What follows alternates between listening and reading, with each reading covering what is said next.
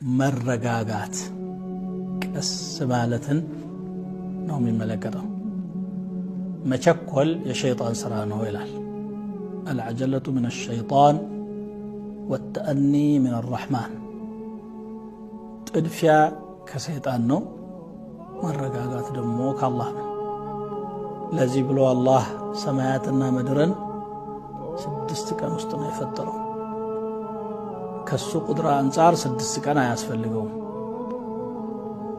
ኩን ብሎ ነው የሚያስገኘው። ኢነማ አምሩሁ ኢዛ አራደ ሸይአን أن يقول له كن فيكون ቢፈልግ ሰማያትና ምድርን የሚያህል በሚሊየን ቢሊየን የሚቆጠር እኛ በማናውቀው መልኩ ዝም ብሎ ኩን ብሎ መፍጠር ይችላል።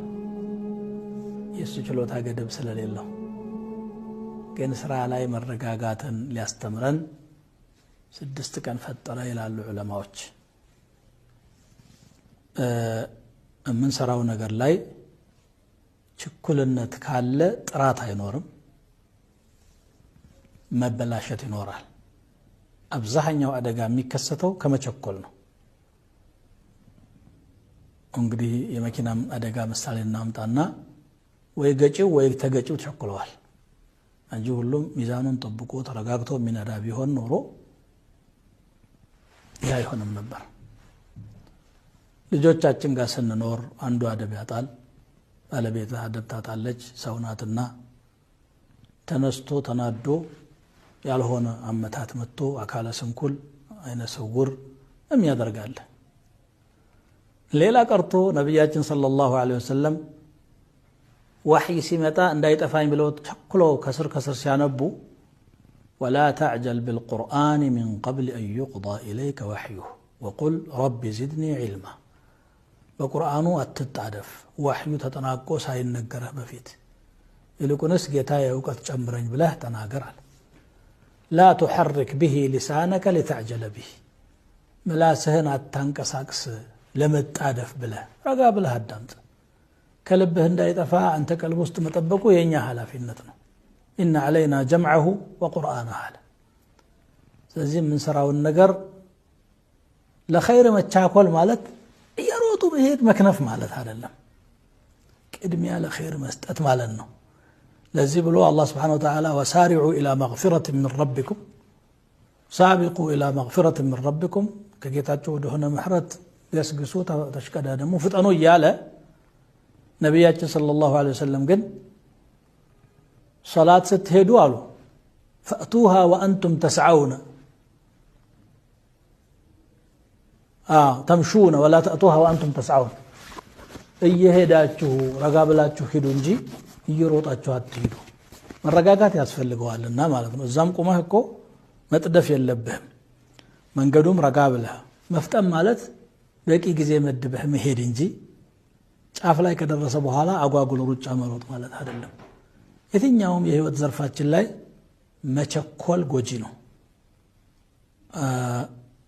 አሸጁ አብዱል ቀይስ የሚባል አንድ ሰሓቢ ከባህረይን አካባቢ ወገኖቹን እየመራ መጣ። ነብዩን ናፍቀዋል ሰለላሁ ዐለይሂ ወሰለም። መዲና ነው የመጣው። ቶሎ ለማግኘት ስለሚፈልጉ ሌሎቹ ሰሃቦች አብረውት የመጡት ቶሎ ብለው እቃቸውን እንኳን በደንብ ከግመሎቻቸው ላይ ሳያራግፉ መስጂድ ገቡ ረሱልን ለማግኘት። መሪው ግን ቀስ ብሎ ግመሉን አራግፎ እቃውን አውርዶ ቆይቶ መጣ። ረሱል ሰለላሁ ዐለይሂ ወሰለም አሉት ኢነ ፊከ ኸስለተይን አሉት፣ አንተ ላይ 2 ጥሩ ባህሪዎች አሉ አሉ። መልካም ነገር ሲያዩ ማበረታታት፣ ሽልማት መስጠት የረሱል ሱናቸው ነው። 2 መልካም ነገሮች አሉ አሉት። አልሕልመ ወልአናተ ታጋሽነትና መረጋጋት አይባለውና እነዚህ ጥሩ ባህሪዎች ናቸው አሉት። እንግዲህ መርጠውም አሁን እንግዲህ እሱም ረሱልን ለማግኘት ነው ባህረይን ከሚባል ሀገር በረሃ አቋርጦ የመጣው። ሌሎችም እንደዚሁ። ግን ግመሎቹም ደክመዋል። ወገባቸው ላይ ሸክም ተሸክመው ሊወርድላቸው ሊያርፉ ይገባል። ቸኩሎ መሄድ የሚያመጣው ለውጥ የለም። ረጋ ብሎ መሄድ ነበርና ይሄን አስተማረ። በምትሰሩት ነገር ሁሉ አትቸኩሉ። ችግርም ሲያጋጥማችሁ ረጋ ብላችሁ አጢኑ።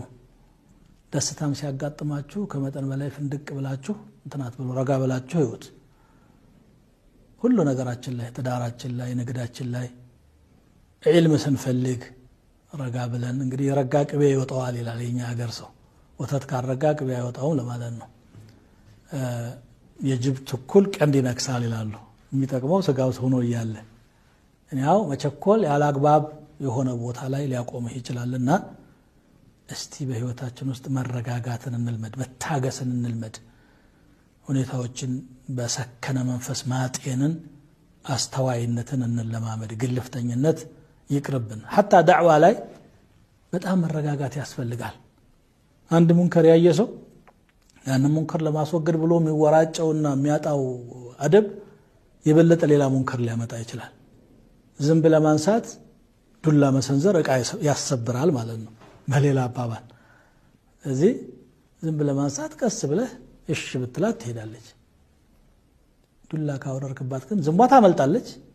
እቃ ተሰብርና በኋላ ተጸጸታለህ ማለት ነው ከመቸኮል የምናገኘው ነገር የለም ከመረጋጋት ብዙ ጥቅም ስለምናገኝ ህይወታችን የተረጋጋ እንዲሆን እናድርግ አላህን መዘከር ስናበዛ ቀልባችን ይረጋል አላ ቢዚክሪላህ ተጥመኢኑ القلوب على الله سبحانه وتعالى አላህን በማስታወስ ልቦች ይረጋጋሉ ብሏል ዚክር እናብዛ والسلام عليكم ورحمة الله وبركاته እኔንም እናንተንም ሁላችንንም በጋራ የሚያስጨንቀን አንድ ነገር አለ ሁሌም ሐሳብ ጭንቀት የሚሆንብን ጉዳይ ምንድነው እሱም የመዳን ጉዳይ ነው ነፍሳችን ከጀሃነም እሳት ርቃ ጀነትን ማግኘት ሁሌም ትመኛለች ሁሌም ታስባለች በትክክል በአላህና በአኺራ ላመነ ሰው ደግሞ አስጨናቂ ነገር ነው ጌታችን አላህ በሱረቱ አሊ ኢምራን ምዕራፍ 3 ቁጥር 145 ላይ አዑዙ ቢላሂ ሚነሽ ሸይጣኒር ረጂም ኩሉ ነፍሲን ዛኢቀቱል መውት እያንዳንዲቷ ነፍስ ሞትን ቀማሽ ነች ይላል ነፍስ ሁሉ ሞትን ቀማሽ ነች ከሞት የሚያመልጥ የለም ወኢነማ ተወፈውነ ኡጁረኩም የውመል ቂያማ ሁላችሁም የሥራ ዋጋችሁ ምንዳው ተሞልቶ የሚሰጣችሁ በዕለተ ትንሣኤ በየውሙል ቂያማ ነው ታዲያ የዛኔ ፈመን ዙሕዚሀ ዐኒ ናሪ ወኡድኺለ አልጀና ከጀሃነም እሳት እንዲርቅ የተደረገ ሰውና ጀነት የተገባ ሰው